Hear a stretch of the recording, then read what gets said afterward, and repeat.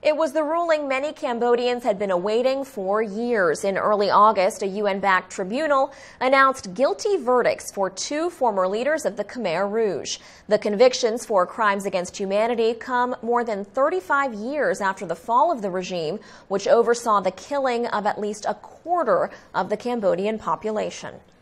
Reporter Mony say in Phnom Penh was at the trial, and he tells me some victims were hopeful for even more severe punishment than the life imprisonment handed down to the surviving leaders, Noon Chir and Kir Sampan, now in their 80s. Let's take a look. Every morning I woke up with the cynics telling me we would never reach today. Today we reached it. We reached judgment. It happened. Mony say in Phnom Penh, who were these 2 men who were convicted?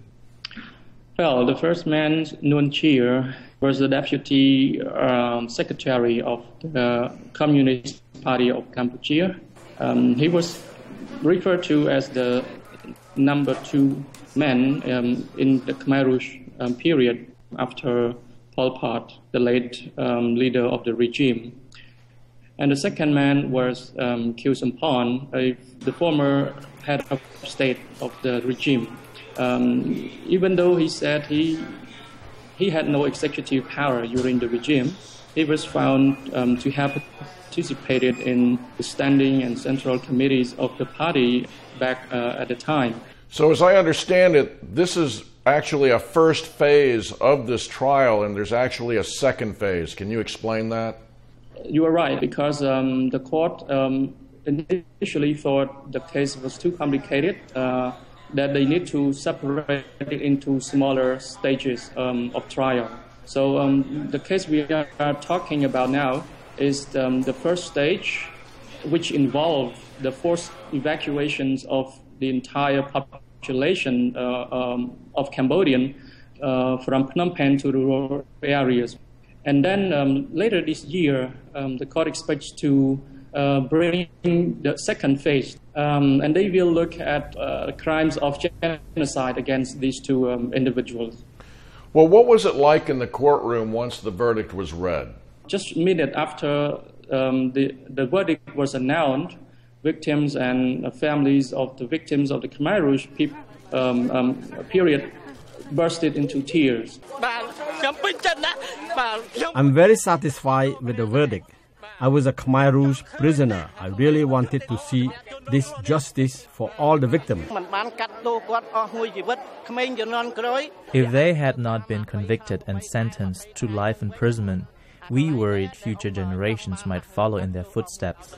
One of the victims at the time said he would like to see the bones of these 2 men handcuffed even after their death, and then that handcuffed bones be put in public display. Now, you are Cambodian, Mony say, so what was it like for you covering this trial?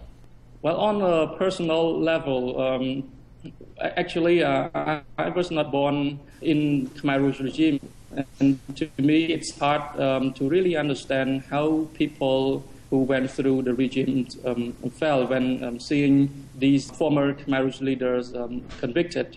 But I think it was not a surprise anymore because it seems like the result has been predicted. For example, just the head of a Khmer Rouge prison during that time was already sentenced to life imprisonment.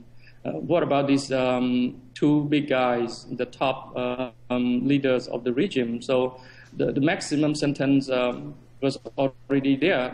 There cannot be lower than the smaller guy. So the results was not a surprise to me, actually. Has there been any talk about compensation for the victims? Yes, the court has decided that compensations must be provided for the victims. Most victims are happy, unlike in the past, where the court would say the compensations would likely be a symbolic one. But now it's more than a symbolic one. It's something realistic where people can see and then they can pray. For example, one of the compensations is the memorial monument that the victims want so that they can go and pray for those killed by the Khmer Rouge regime. All right, thanks to Mony in Cambodia bringing us reaction there from the Khmer Rouge trial.